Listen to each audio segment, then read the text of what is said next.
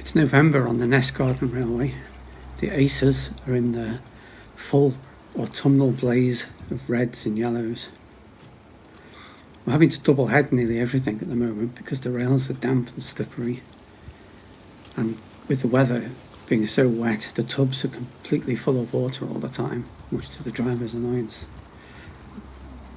Here we see both of them newly re-engined, Morris and Palmer, wobbling their way through the undergrowth.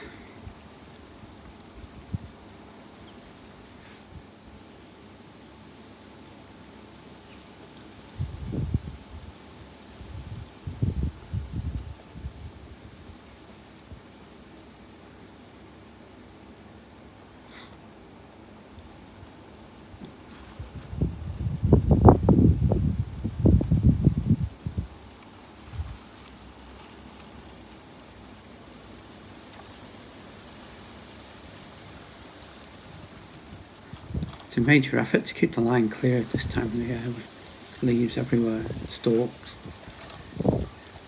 the wind blowing branches, small twigs down off the tree, big branches to the railway.